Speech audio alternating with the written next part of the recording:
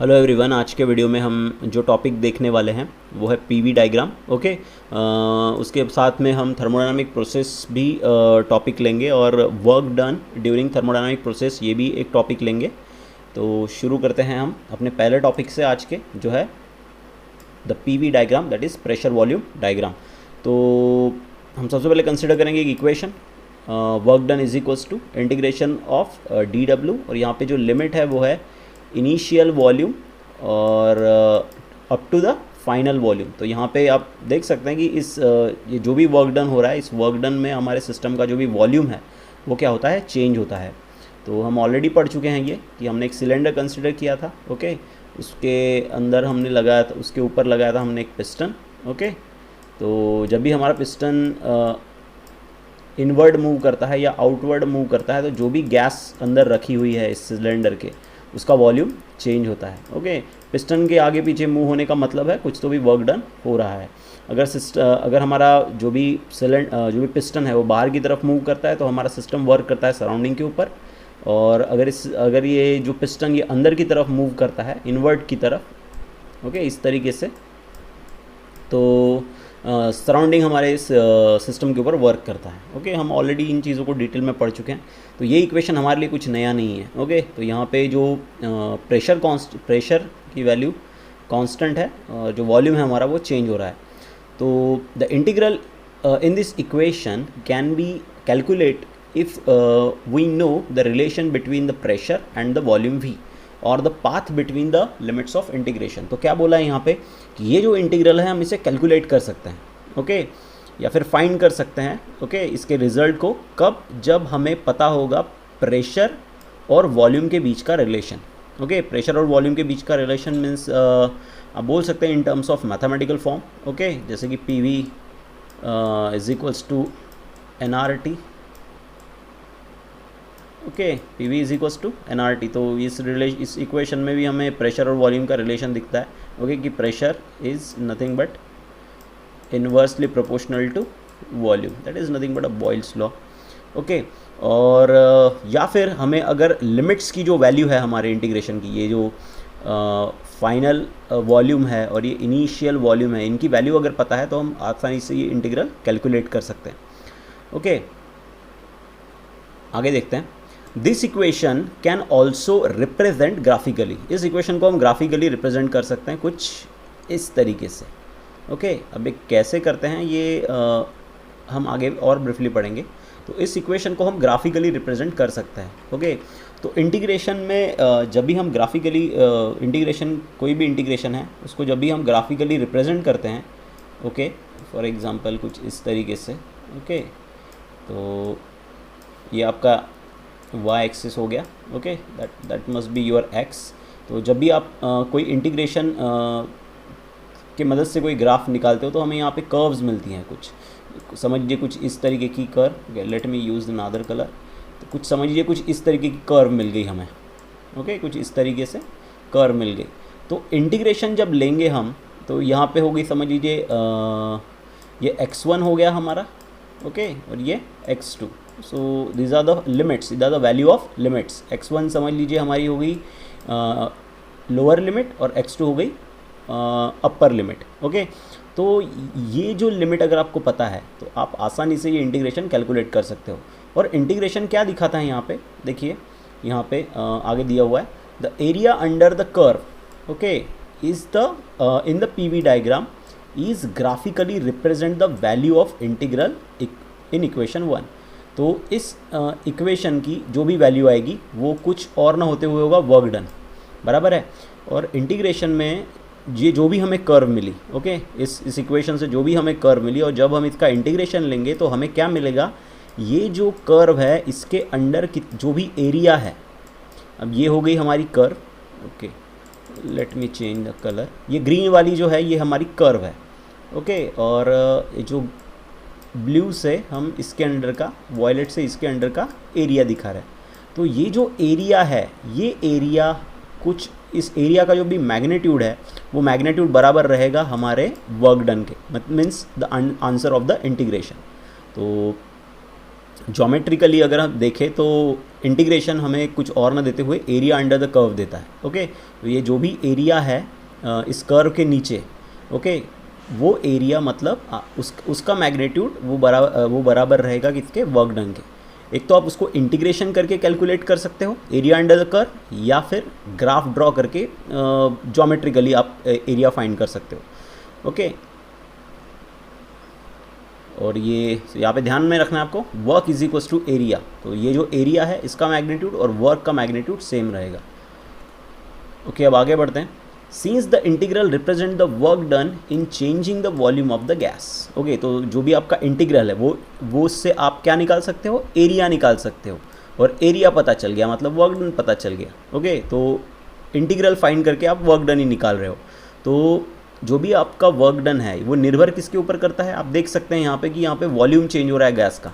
D V is nothing but change in volume. Okay, तो यहाँ पे क्या हो रहा है, जो भी इंटीग्रल आप निकाल रहे हो उससे वो किस वहाँ पे क्या निकाल रहे हो आप, वो किसको रिप्रेजेंट कर रहा है, वो रिप्रेजेंट कर रहा है वर्क डन को।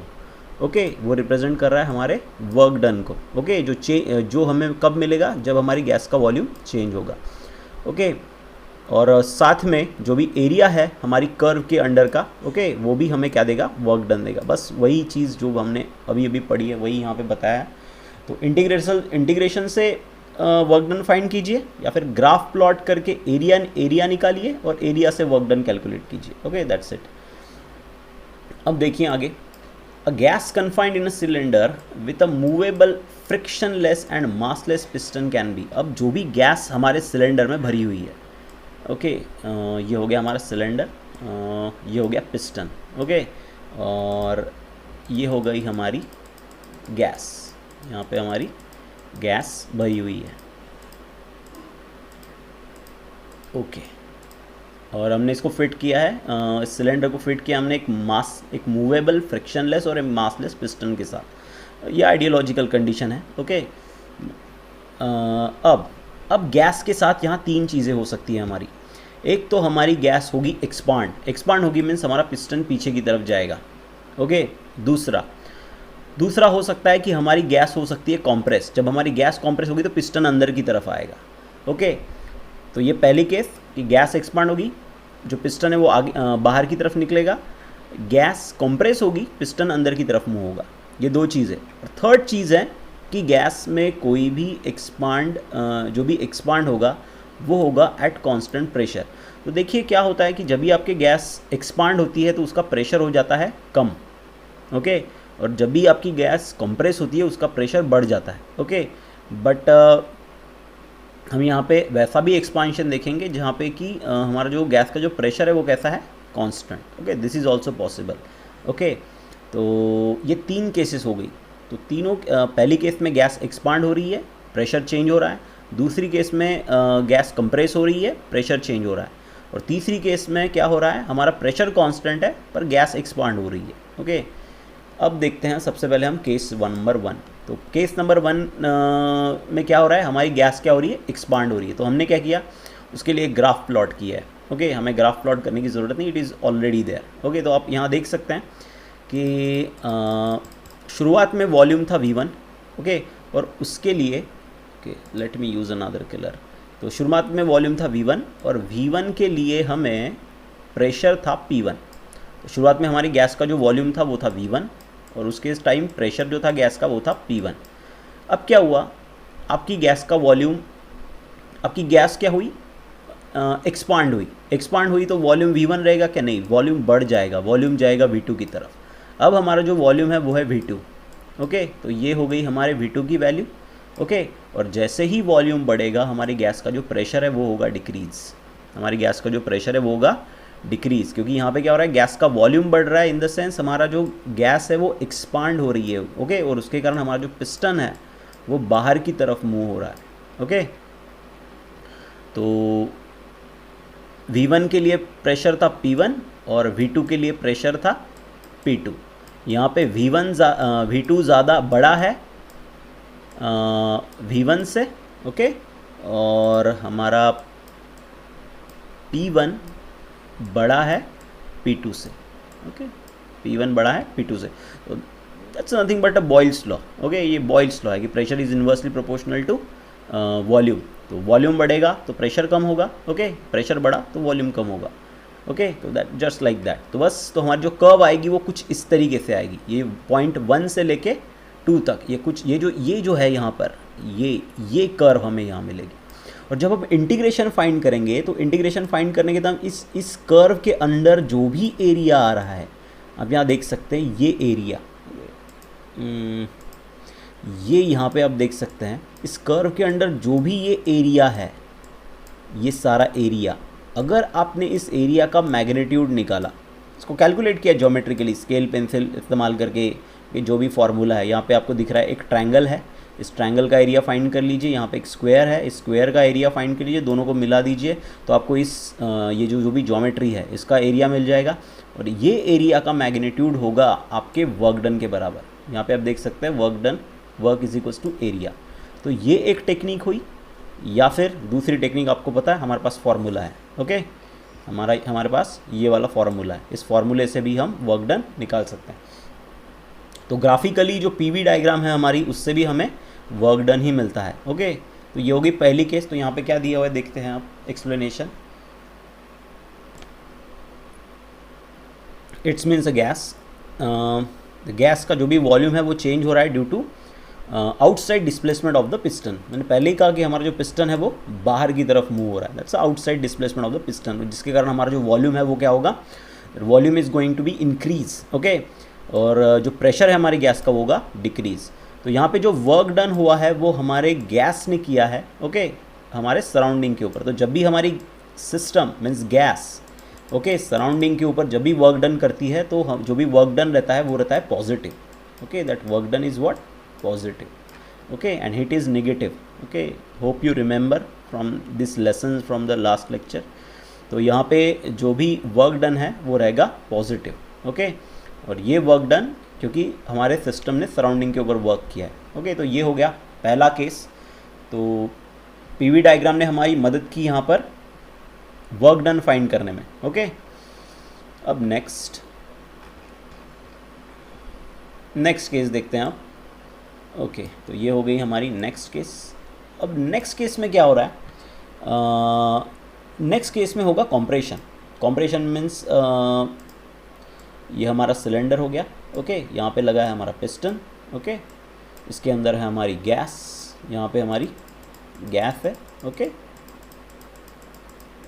और कॉम्प्रेशन मीन्स हमारा जो पिस्टन है वो अंदर की तरफ मूव होगा, okay, it will that piston will move in inward direction, okay.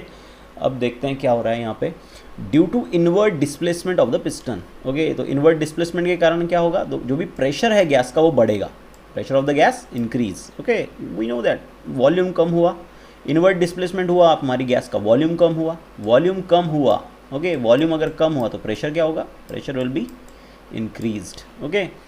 तो यहाँ पे क्या हो रहा है, हमारा सराउंडिंग सिस्टम के ऊपर वर्क कर रहा है, ओके। सराउंडिंग सिस्टम के ऊपर वर्क डन कर रहा है, तो यहाँ पे जो वर्क डन होगा that work done will be negative, that work done will be negative. अब कैसे आप देख सकते हैं यहाँ पे, तो क्या होगा यहाँ पर आप, ये हो गई डायग्राम हमारी। तो यहाँ पे हो गया हमारा pressure, late me use another colour. तो ये हो गया हमारा P1, आप देख सकते हैं P1 यहाँ पे है, और ये हो गया हमारा V1। तो वॉल्यूम जो है पहले V1 जो है वो बड़ा है, V1 is greater than V2। आप देख सकते हैं V2 की वैल्यू यहाँ है, ओके, V2 की वैल्यू यहाँ पे है। तो हम इस तरफ जा रहे हैं, ओके। जब भी कॉम्प्रेशन होगा तो वॉल्यूम शिफ्ट होगा मैक्सिमम वैल्यू से मिनिमम वैल्यू की तरफ। और आप देख सकते हैं कि जो प्रेशर की जो वैल्यू है, ओके, तो यहाँ पे V2 के लिए जो प्रेशर की जो वैल्यू है वो रही है, ओके, दैट्स अ प्रेशर की वैल्यू। ये हो गई हमारा P2, और P2 जो है आप देख सकते हैं यहाँ पे कि जो P2 है इट इज़ ग्रेटर देन या P1, it is greater than P1।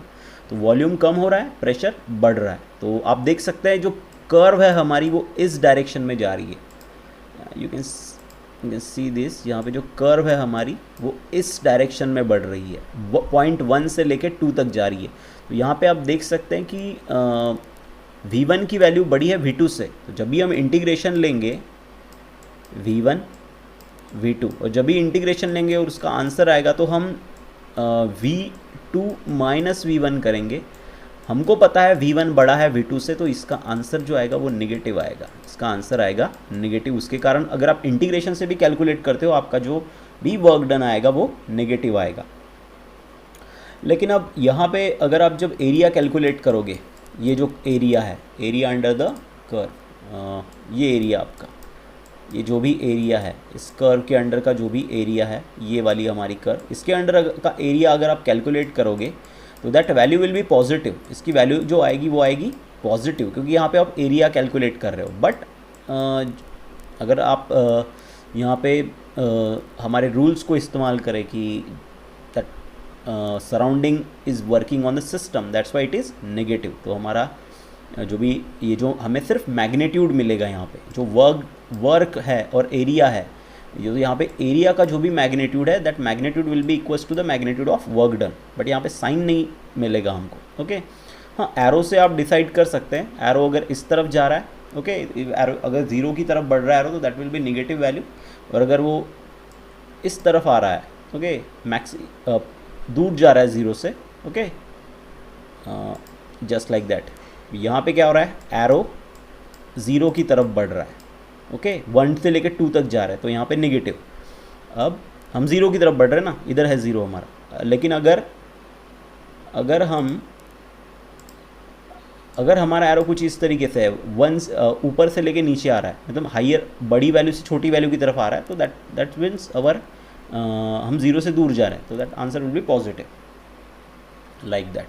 तो यहाँ पे जो वर्क डन रहेगा वो रहेगा नेगेटिव। ओके, अब लास्ट केस, अब यहाँ पे देखते हैं कि यहाँ पे एक्सपांशन हुआ, समझ लीजिए, और एक्सपांशन हुआ एट कांस्टेंट प्रेशर, हमने प्रेशर रखा मेंटेन। ओके, अब देखते हैं क्या होगा। तो ग्राफ कुछ इस तरीके से आएगा हमारा। ओके, तो हमारा ग्राफ कुछ इस तरीके से आएगा। तो हमारी गैस वॉल्यूम V1 से गई V2 की तरफ, ये एरो देख सकते हैं आप, और हमारी गैस का जो भी प्रेशर है वो कांस्टेंट है। तो ये कैसे कांस्टेंट रहेगा, इसके लिए आपको, अब यहाँ पे प्रेशर तो नहीं, प्रेशर कांस्टेंट है, वॉल्यूम चेंज हो रहा है, तो कैसे वॉल्यूम चेंज होगा? सिंपल सी बात है कि अगर प्रेशर बढ़ रहा है तो वॉल्यूम कम होना चाहिए, या फिर वॉल्यूम अगर बढ़ रहा है तो प्रेशर कम होना चाहिए, पर यहाँ पे प्रेशर कांस्टेंट है। तो कैसे होगा ये तब होगा जब आप बाहर से यहाँ पे मॉलिक्यूल्स ऐड करोगे। ये जो भी यहाँ पे मॉलिक्यूल्स है, अगर आपको प्रेशर यहाँ पे मेंटेन करना है और वॉल्यूम बढ़ाना है, तो आपको बाहर से मॉलिक्यूल्स को क्या करना पड़ेगा, ऐड करना पड़ेगा। ऐसे बाहर से मॉलिक्यूल आपको इस गैस के अंदर डालने पड़ेंगे, तभी जाके वॉल्यूम चेंज होगा पर प्रेशर कांस्टेंट रहेगा। तो यहाँ पे क्या होगा, V1 V2 जो है सेम ही मतलब अलग अलग वैल्यूज़ है, प्रेशर यहाँ पे कांस्टेंट है। ओके, तो यहाँ पे देखते हैं, यहाँ पे here the volume of the gas changes from VI that is final to initial to final at a constant pressure. तो यहाँ पे क्या हो रहा है, हमारा जो वॉल्यूम है गैस का वो चेंज हो रहा है इनिशियल से फाइनल तक at a constant pressure. The curve is actually line parallel to the volume axis. तो आप देख सकते हैं ये जो कर्व आई है हमारी, ये जो कर्व है 1 और 2 के बीच में जो लाइन है, ये है यहाँ पे कर्व, तो ये पैरेलल है हमारे वॉल्यूम के एक्सिस को। या यू कैन सी दैट, ये हो गया वॉल्यूम का एक्सिस और ये हो गई हमारी कर्व, बोथ आर पैरेलल यहाँ पे, ठीक है। तो the work done during the volume change at constant pressure is, तो जो वर्क डन आएगा यहाँ पे वो कुछ इस तरीके से आएगा। P तो कांस्टेंट है, तो वर्क डन का जो फॉर्मूला आएगा, ओके, P कांस्टेंट है। अगर आप इंटीग्रेशन को सॉल्व करते हो, okay, let me solve it for you. Okay, I use a black colour. तो work done is equals to integration of या VI और यहाँ पे VF, यहाँ पे रहेगा आपका P और dV। P तो कांस्टेंट है, P आ जाएगा बाहर, P आ गया बाहर तो यहाँ पे बचेगा dV। ओके, और यहाँ पे आपकी लोअर लिमिट और यहाँ पे अपर लिमिट। ओके, और V का dV का इंटीग्रेशन है V, तो यहाँ पे आएगा V, sorry, okay, let me little bit change, यहाँ पे थोड़ा सा चेंज रहेगा। तो ये dV और इंटीग्रेशन यहाँ पे आ जाएगा, P कांस्टेंट तो इंटीग्रेशन के बाहर आएगा, तो यहाँ पे VI और यहाँ पे VF। तो अब इसको सॉल्व करेंगे तो dV का इंटीग्रेशन आएगा V और यहाँ पे फिर आप उसकी फाइनल वैल्यू, यहाँ पे इनिशियल और यहाँ पे फाइनल, तो जो भी फॉर्मूला है वो आएगा P into V F minus V R. Okay, इस तरीके से आपके वर्क डन का फॉर्मूला आएगा। That's a mathematical expression. Okay, hope you understand.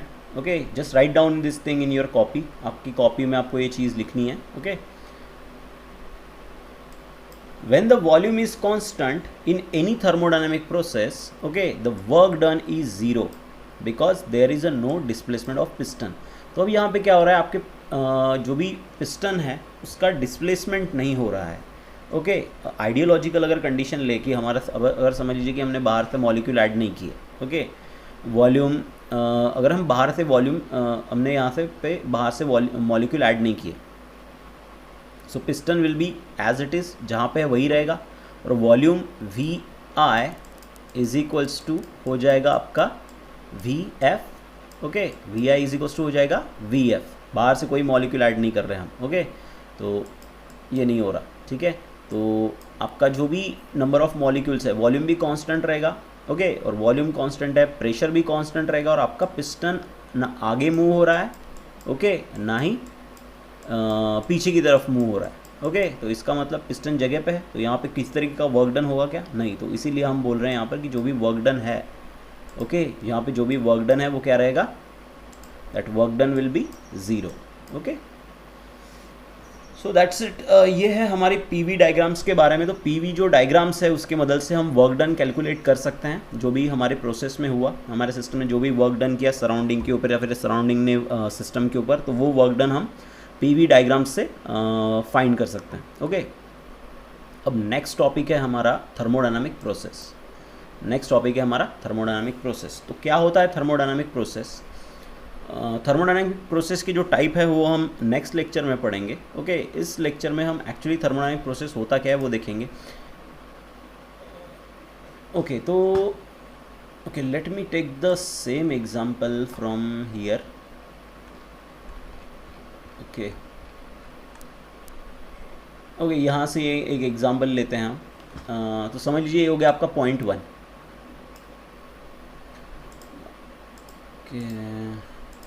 Okay, तो ये हो गया आपका पॉइंट 1।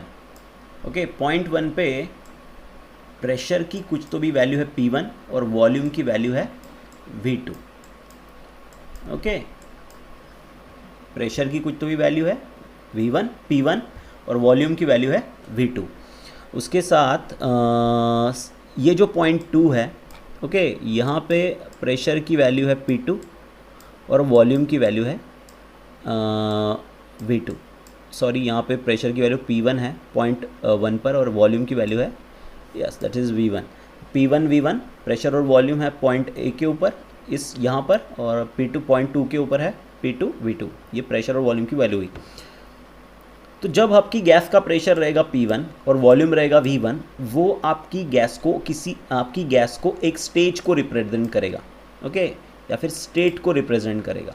ओके, ये जो वैल्यू है यहाँ पर P1 V1, आपकी गैस का प्रेशर है P1, वॉल्यूम है V1, तो वो आपकी गैस के एक स्टेट को रिप्रेजेंट करेगा। ओके, आपकी गैस की एक स्थिति को रिप्रेजेंट करेगा, जो कि अलग होगी पॉइंट 2 के ऊपर जो भी स्टेट है आपकी गैस की उससे, क्योंकि यहाँ पे प्रेशर बदल गया, वॉल्यूम बदल गया, स्टेट बदल गई। सो स्टेट या फिर आप स्टेप्स भी बोल सकते हो। ओके, उसे फेज भी कहा जाता है। Okay, there is some specific word use for that, उसे फेज भी कहा जाता है या फिर स्टेज भी बोल सकते हो। तो ये स्टेज जो है आपकी गैस की, ये डिफरेंट है इस स्टेज से, क्योंकि दोनों में प्रेशर अलग अलग है, वॉल्यूम अलग अलग है। तो प्रोसेस क्या होती है? प्रोसेस मीन्स आपकी गैस जो है, यहाँ पर हम अपनी गैस को सिस्टम बोलते हैं यहाँ पर। ओके, जो भी गैस हमने यहाँ पर इनक्लोज की उसे हम सिस्टम बोलेंगे। P1 V1 रिप्रेजेंट कर रहा है पहली स्टेट, P2 V2 रिप्रेजेंट कर रहा है दूसरी state.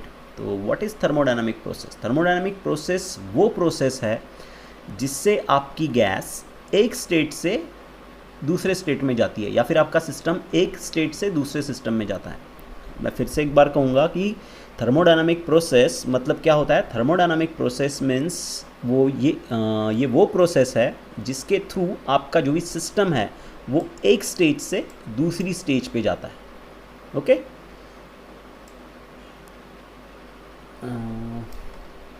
Okay, let's see over here.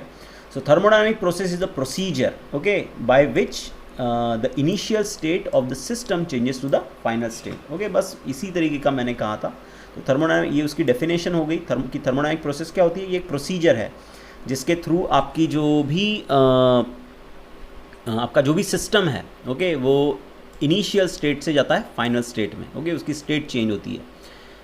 Okay, यहाँ पे जो ब्लू बॉक्सेस दिए हुए हैं वो आपको लिखने की ज़रूरत नहीं है. Okay, it is not necessary to write, ये आपको ऑलरेडी पता है. तो यहाँ पे क्या दिया है, ड्यूरिंग सच अ चेंज, जब भी इस तरीके के चेंजेस होते हैं थर्मोडायनामिक प्रोसेस में कि एक स्टेट से आपका सिस्टम एक स्टेट से दूसरी स्टेट में जाता है, तो क्या होता है, वहाँ पे होता है transfer of heat, okay, into the system from the surrounding. तो क्या होता है, कब आपको दूसरी स्टेट मिलेगी, उसमें क्या होगा कि एक तरीका ऐसा है कि आपके सिस्टम से हीट सराउंडिंग में जाएगी, ओके, या फिर एनवायरनमेंट में जाएगी, जिसे कि हम पॉजिटिव हीट कहेंगे यहाँ पर. ओके, और या फिर हीट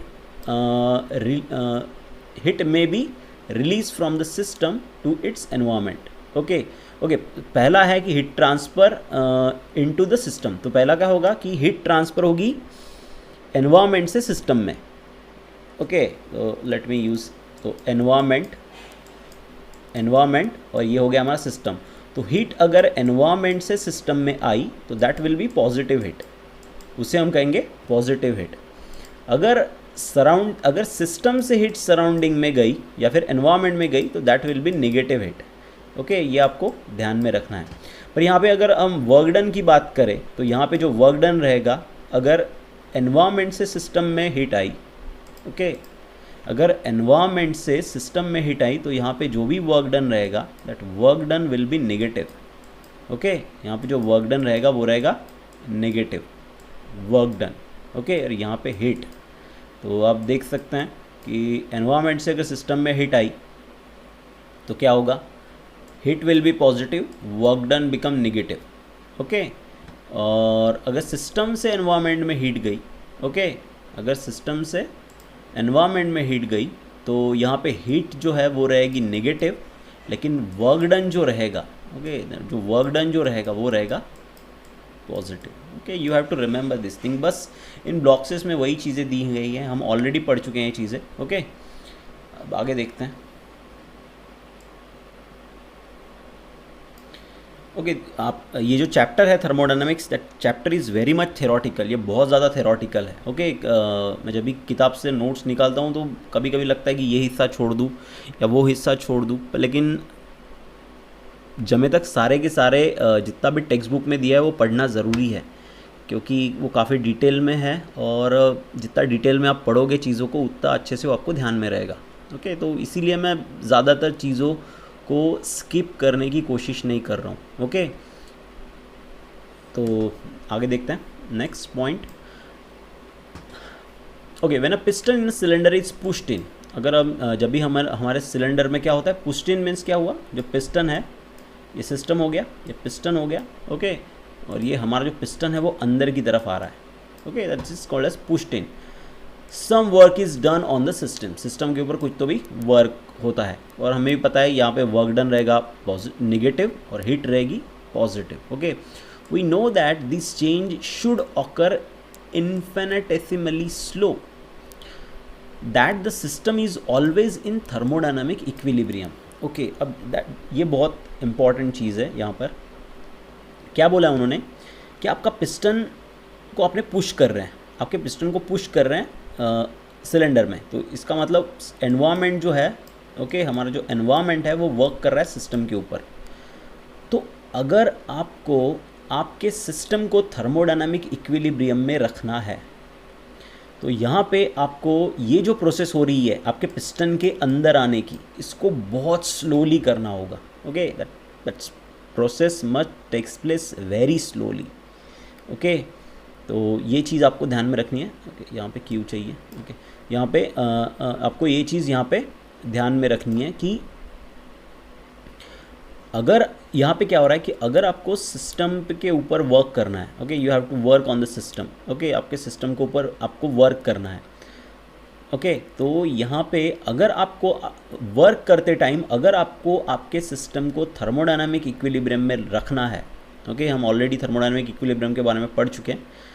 तो आपको ये चीज़, ये जो पिस्टन को अंदर लाने की जो भी चीज़, जो भी फिनोमिना है या जो भी इवेंट है, इसको धीरे धीरे करना होगा। ओके, तभी आपका सिस्टम थर्मोडायनामिक इक्विलिब्रियम में रहेगा। इसको हम और डिटेल में पढ़ेंगे आगे चल के। ओके, अब यहाँ पे क्या होता है, जब आप ये चीज़ करते हो तो क्या होता है कि जो थर्मोडायनामिक इक्विलिब्रियम है, okay, that will be change little bit, वो थोड़ा थोड़ा चेंज होता है। ओके, तो आपका जो सिस्टम है, समझ लीजिए वो इक्विलिब्रियम में, आपने थोड़ा सा पुश किया आपके पिस्टन को, आपकी जो भी थर्मोडायनामिक इक्विलिब्रियम है उसमें थोड़ा सा चेंज आएगा। That change will be very negligible. Okay, that okay, बहुत छोटा चेंज रहेगा वो। ओके, तो आप बोल सकते हैं कि थर्मोडायनामिक इक्विलिब्रियम है। तो इसका एग्जाम्पल समझ लीजिए कि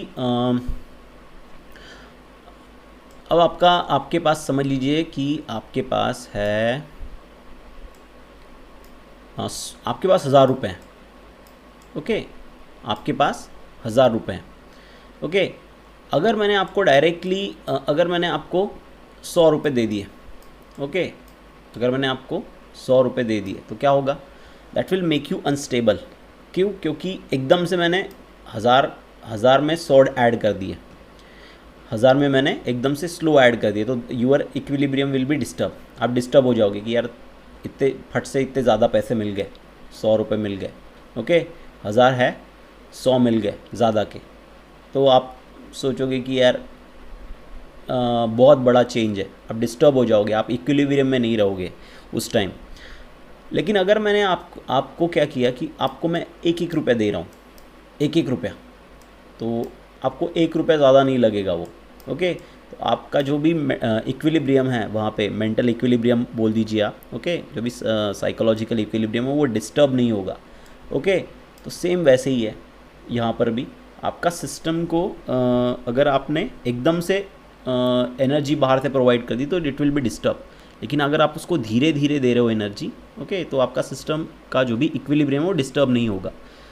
इसका और एक एग्जांपल कह सकते हैं आप कि जैसे कि कोल्ड ड्रिंक है, आप कोल्ड ड्रिंक पीते हो। ओके, तो जब आप कोल्ड ड्रिंक पीते हो तो आप पूरी की पूरी बॉटल एक साथ नहीं गटक जाते।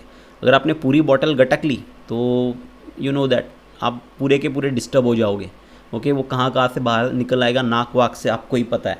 ओके, तो अगर आपको इक्विलिब्रियम में रहना है, ओके, तो आप क्या करोगे, कोल्ड ड्रिंक को धीरे धीरे पियोगे। ओके, तो कि उसके कारण आपका इक्विलिब्रियम डिस्टर्ब ना हो, आप साइकोलॉजिकली या मेंटली डिस्टर्ब ना हो। ओके, आपकी बॉडी को डिस्टर्बेंस ना हो, तो आपकी बॉडी इक्विलिब्रियम में रहे, इसलिए आप उसको धीरे धीरे पीते हो, जस्ट लाइक दैट। ओके, तो आप उस स्टेट को पूरी तरीके से स्टेबल भी नहीं बोल सकते और पूरी तरीके से डिस्टर्ब भी नहीं बोल सकते, तो उस स्टेप के लिए एक शब्द इस्तेमाल करते हैं हम, जो कि है क्वासी स्टैटिक सिस्टम। ऐसे सिस्टम को हम क्वासी स्टैटिक सिस्टम बोलते हैं कि जिसमें छोटे छोटे डिस्टर्बेंस आ रहा है ड्यू टू इन्फिनिटेसिमल स्लो, जो भी आप स्टेप्स ले रहे हो। ओके, जिसके कारण आपकी जो सिस्टम है that is quasi static system. तो क्वासी स्टैटिक सिस्टम का क्या हुआ, that is partially disturb and partially stable. Okay, तो जो पार्शियली डिस्टर्ब है और पार्शियली स्टेबल है। Okay, hope you understand what I want to convey you. Next, when the thermodynamic system changes from initial stage to final stage, it possesses infinitesimally slowly through the series of intermediate stages. Okay, तो जब आपका thermodynamic system change होता है, initial state से जाता है वो final state की तरफ, 1000 से 1100 तक, 1000 से 1100 तक। ओके, तो वहाँ पे क्या होती है, इन्फिनिटेसिमल स्लोली स्टेजेस आती हैं। ओके, वहाँ पे इन्फिनिटेसिमल छोटी छोटी स्टेजेस आती है। 1-1 रुपये ऐड कर रहा हूँ मैं, 1001, 1002, 1003, 1004, 1005 ऐसे। Okay, just like that. तो ये हो गई इंटरमीडिएट स्टेजेस सारी। Okay, hope you understand.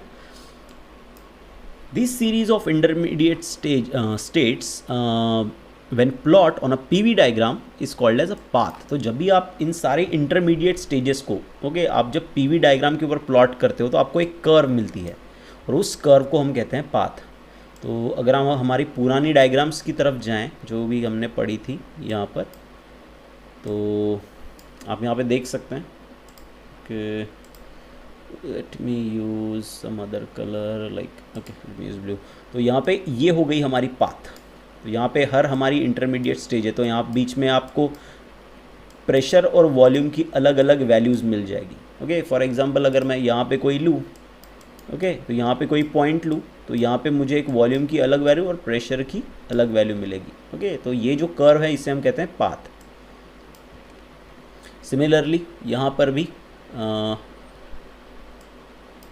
ये जो है इसे भी हम कहते हैं पाथ। और यहाँ पे अगर आप कोई भी पॉइंट लो तो आपको प्रेशर और वॉल्यूम की अलग अलग वैल्यूज़ मिल जाएगी। यहाँ पे भी इसे भी हम पाथ ही कहेंगे। ओके, पर यहाँ पे प्रेशर कांस्टेंट, तो आपको परपेंडिकुलर से वॉल्यूम की अलग अलग वैल्यूज़ मिलेगी। ओके, लाइकवाइज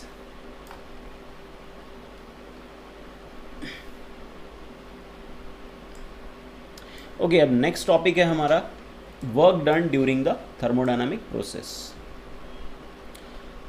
तो अब यहाँ पे हम फिगर एक कंसिडर कर रहे हैं, आप देख सकते हैं इस फिगर में। तो इस फिगर में हमें पॉइंट ए रिप्रेजेंट कर रहा है एक स्टेट को और पॉइंट बी रिप्रेजेंट कर रहा है दूसरी स्टेट को या फिर स्टेज को।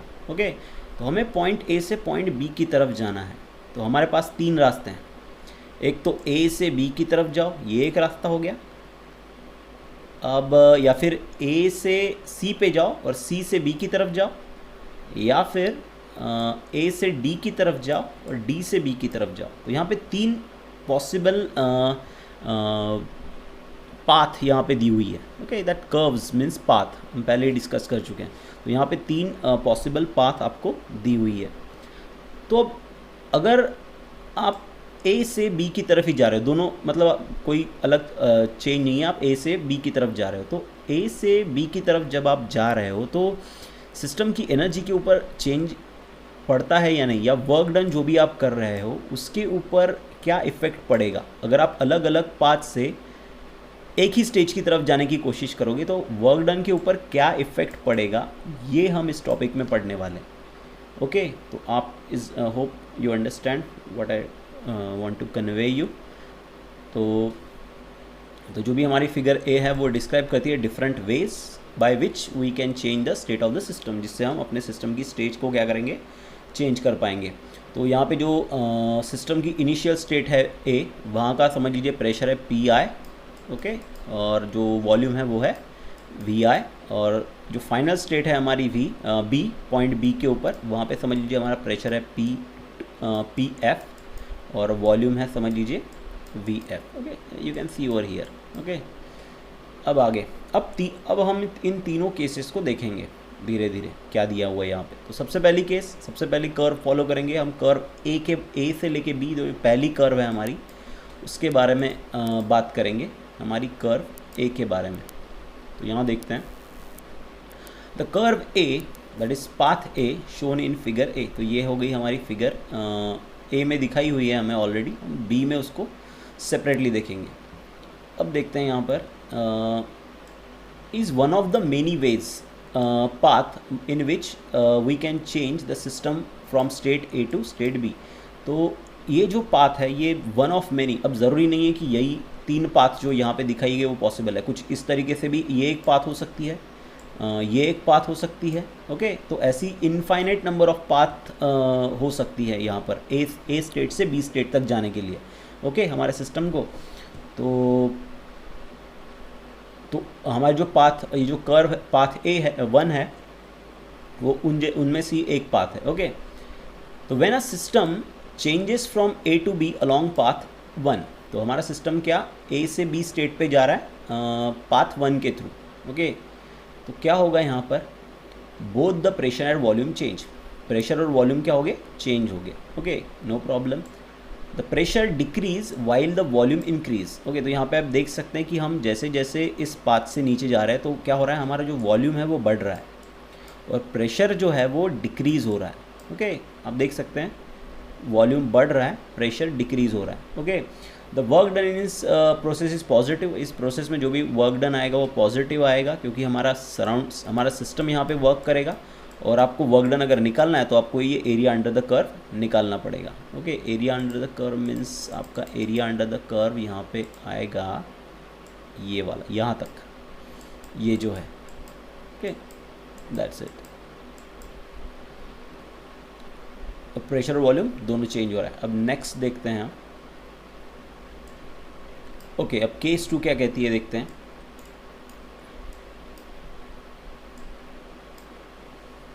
ओके, अब सेकंड वे कुछ इस तरीके से, हम ए से सी की तरफ जाएंगे, सी से डी की तरफ आएंगे। तो यहाँ पे हम जो स्टेट है हमारे सिस्टम की वो चेंज हो रही है। पहले हम जा रहे हैं ए से बी की तरफ। ओके, वाया पार्ट 2 से, जो कि हमने डायग्राम सी में दिखा गया है। अब यहाँ पे क्या हो रहा है कि सबसे पहले वॉल्यूम इंक्रीज हो रहा है। यहाँ पे देख सकते हैं कि हम जब ए से सी की तरफ जा रहे हैं, ओके, सबसे पहले ए से सी की तरफ जा रहे हैं, तो देख सकते हैं आप कि हमारा वॉल्यूम इंक्रीज हो रहा है। पर प्रेशर देखिए, प्रेशर बिल्कुल कांस्टेंट है। ओके, वॉल्यूम इंक्रीज हो रहा है हमारा। ओके, हमारे जो गैस है उसका वॉल्यूम इंक्रीज हो रहा है, हमारा जो सिस्टम है उसका वॉल्यूम इंक्रीज हो रहा है, लेकिन जो प्रेशर है वो है कांस्टेंट, वो बना हुआ है। इस पाथ से जा रहे हैं हम। ओके, अब आगे बढ़ते हैं। The volume remain constant during the change. इस चेंज के टाइम हमारा जो वॉल्यूम था सिस्टम का वो था constant. Okay, no problem. The final system is now state B with the coordinate.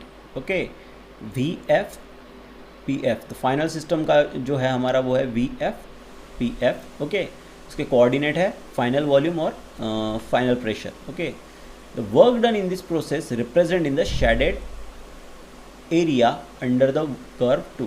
Okay, अब जो वर्क डन है यहाँ पर, अब यहाँ से हम आएंगे नीचे।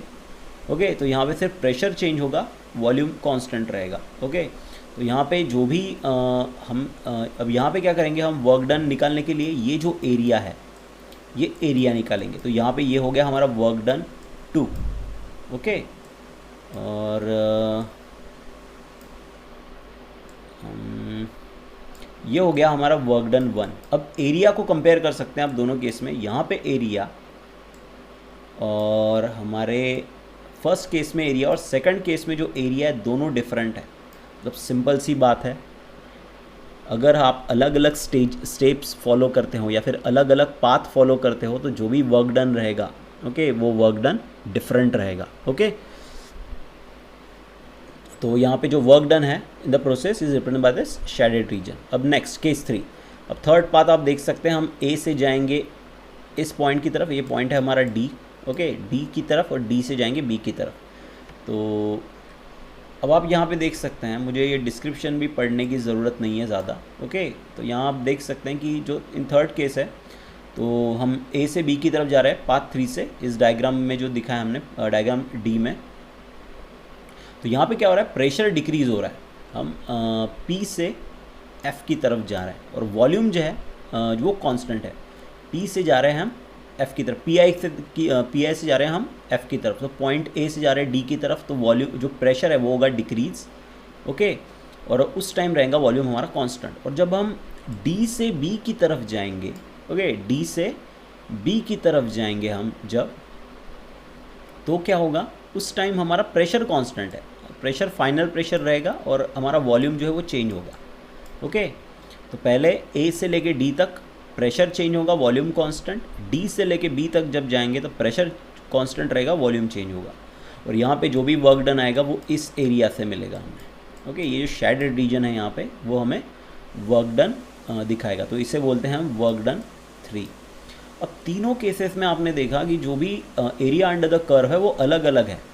इसका मतलब जो वर्क डन भी रहेगा वो अलग अलग रहेगा। तो from all 3 cases we can conclude that the amount of work done is not same for all the paths. तो सारी की सारी पाथ्स के लिए जो भी अलग अलग पाथ हमने देखी है, उस हर पाथ के लिए जो वर्क डन रहेगा वो रहेगा अलग अलग। Okay, that's conclusion we can drawn from this whole conversation, okay, or all this whole topic। okay, अब यहाँ पे थोड़ा इंटरप्रिटेशन और थोड़ा सा देख लेते हैं। यहाँ दिया हुआ है, it is interesting to note that in all the cases though work done during the change of state is different, the initial and final state of the system are same. तो यहाँ पे सबसे इंटरेस्टिंग चीज़ क्या है कि तीनों case में जो वर्क डन है वो अलग अलग है, लेकिन तीनों केसेस में जो फाइनल और इनिशियल स्टेट है वो सेम है.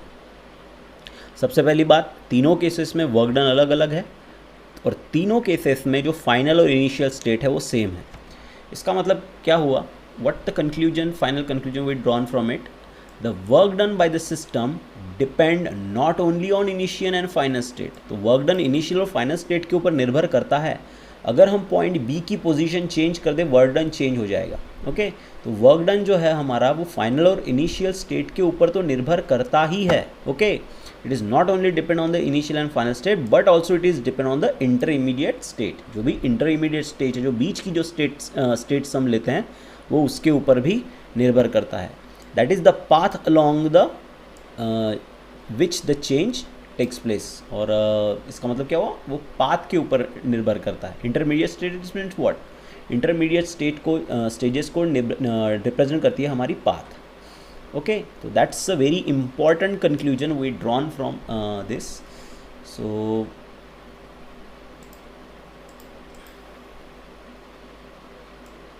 okay, all this topic we are discussing in this chapter are very important. ये जो टॉपिक है ये बहुत important है. ओके, ये आगे चल के आपको बहुत काम में आने वाले हैं. ओके, तो just remember this thing. Okay, that's it for today. If you have any question, you can call me between 4 to 6 p.m. Okay, thank you.